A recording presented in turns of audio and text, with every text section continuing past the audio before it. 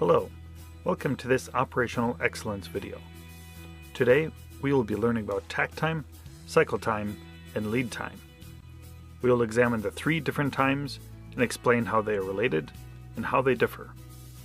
Knowing what these terms mean and how and when they apply will help you understand and design your processes to better meet your customers' demands. First of all, let's look at takt time.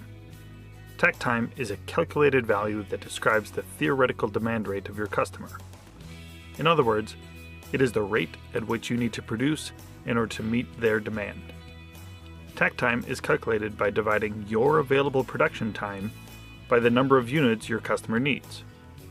So for a single shift operation running 7.5 hours a day, 20 days a month, you have 150 available hours, or 540,000 seconds.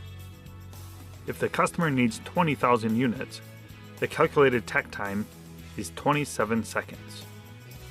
So in order to meet the customer demand, 1 unit will need to be produced every 27 seconds, at a minimum. Takt time is useful to get a gauge on what is actually needed in order to meet your customer's demand. But it would not be wise to run it exactly 27 seconds unless you know your process never has an issue. Most operations know there are going to be issues, especially early in their learning curve. As a result, they plan to run faster than their takt time by a certain increment to allow for some downtime. This would be their targeted cycle time. Cycle time is the rate at which your operation is actually producing a unit. Cycle time is measured as the frequency of units produced. So if you are watching a process, the cycle time is the time it takes from the output of one unit to the output of the next unit. You can continue to measure those cycles, output, output, output, etc., to determine how reliably your process is able to meet its cycle time. Producing at a consistent and predictable cycle time indicates a stable process and allows you to see abnormalities quickly. Lead time is the measurement of how long it takes one unit to make its way through your operation, front to end. You measure the lead time by watching a unit enter the operation, following it through the entire process, and stopping when it leaves the last step. Lead time is a useful measurement in two ways. First, if your product is a made-to-order product, it tells you how long your customer has to wait for their unit to be completed. Secondly, it can be a gauge on how much inventory is in your process.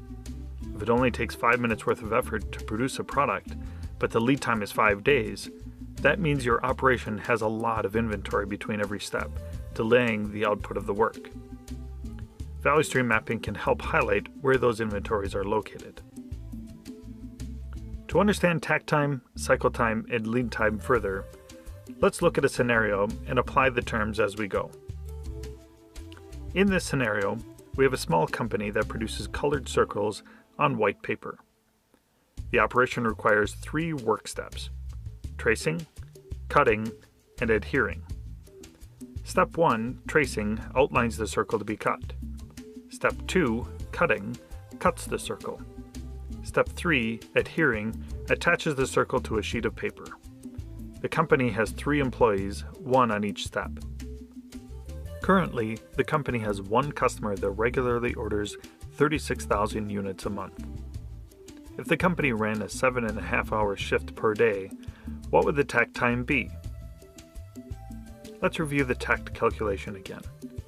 Takt time is the calculated demand rate, available time divided by units needed. The available time in a 7.5-hour shift is 27,000 seconds. Multiply that times 20 days in a month equals 540,000 seconds in the month. So our available production time in the month is 540,000 seconds in this scenario. To get takt time, we need to divide 540,000 seconds by the number of units ordered, or in this case, 36,000. When we do that, we get the takt time of 15 seconds per unit. This company will need to produce 1 unit every 15 seconds during their 7.5-hour shift to meet their customers' demand. Now let's watch the process to see how we do.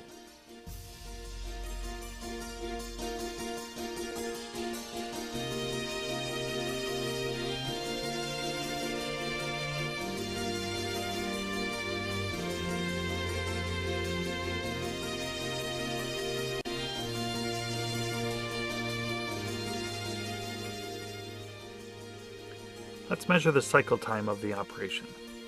To do that, we simply have to measure how frequently one unit comes off the end of the line. Let's measure. Output.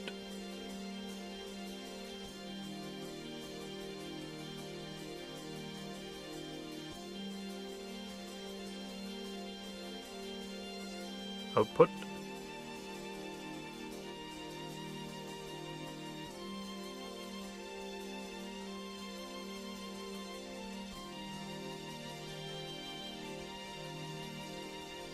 Output.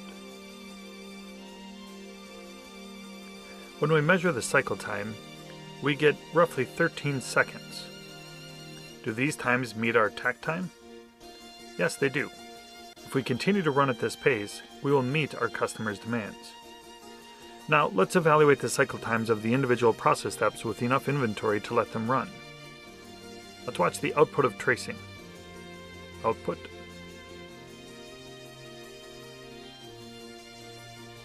Output. Output. Now let's watch cutting. Output.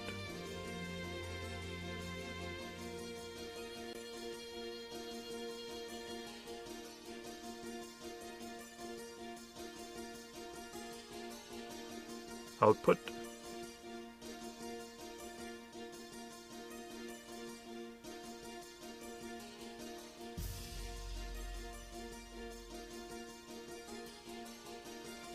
Output. And lastly, adhering. Output. Output.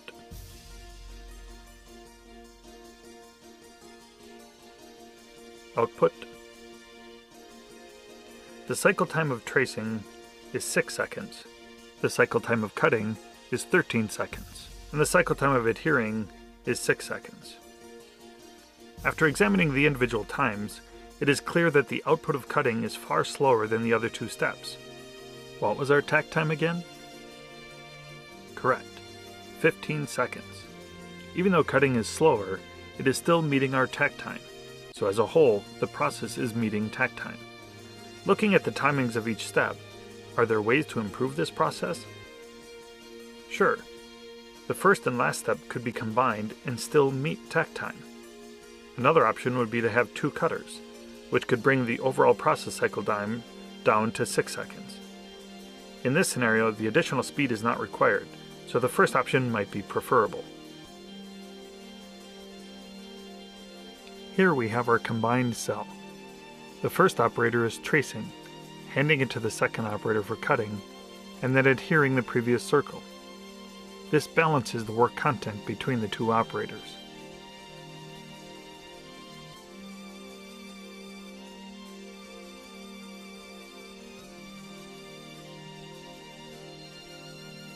Now let's change the scenario a little bit.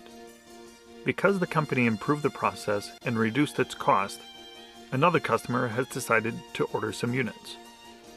This customer requires 36,000 units a month as well, but will need their units completed in 30 seconds to serve their customers. So from the time they put in an order, they need to receive that unit within 30 seconds. Because we have more volume now, we need to recalculate our takt time. Once again, takt time is the available time divided by units needed. The company's available shift time is still 540,000 seconds a month. The number of units needed is now 72,000, 36,000 from each customer. So our new takt time is 7.5 seconds a unit. Remember the improvement options we had? In the first option, we could combine the first and last step and end up with a 13-second cycle time. In the second option, we could add a second cutter and end up with a 6.5-second cycle time. Another option could be to combine the first and last step and run 2 cells to still end up with a 6.5-second cycle time. Another option would be to run 2 shifts of the combined cell, increasing the available work time. The cost of equipment and the space it requires might dictate which of the options we select, but running 2 cells would give us more staffing flexibility. So let's select that option. Now we have two cells running with tracing and adhering done by the same operator. Let's measure the output cycle time of each cell, starting with the cell on the right. Output of the cell,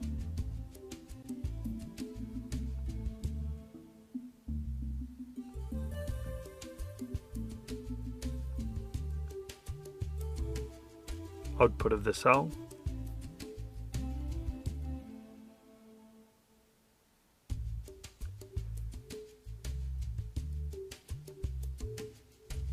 output of the cell. This cell is producing at 13 seconds a unit. Now let's look at the one on the left.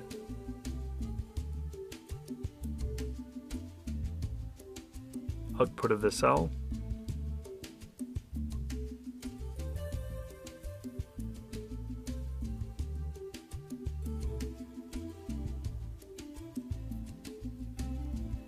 output of the cell,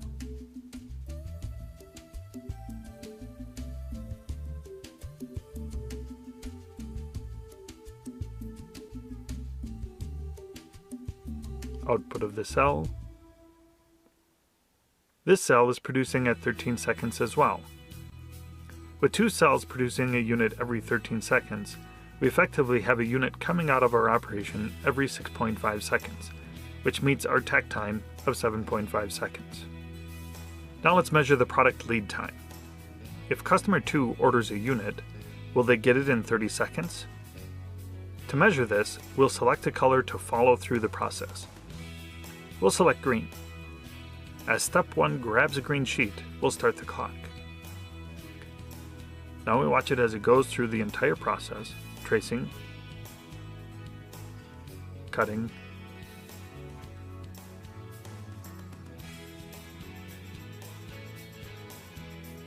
adhering. When adhering is done and puts it into the completed pile, we stop the clock. In this case, our lead time was 21 seconds. Because our customer needs these orders within 30 seconds, a 21-second lead time will be sufficient. If our lead time was greater than 30 seconds, we could value stream map the process to look for ways to eliminate inventory. We have looked at two different scenarios: calculated takt time with different volumes, measured cycle time to see if we are meeting our takt time, and measured lead time to see if we are meeting our customer's SLA. Now that you understand how to measure your process with takt time, cycle time, and lead time, why don't you go and measure your own process? You might be surprised at what you find.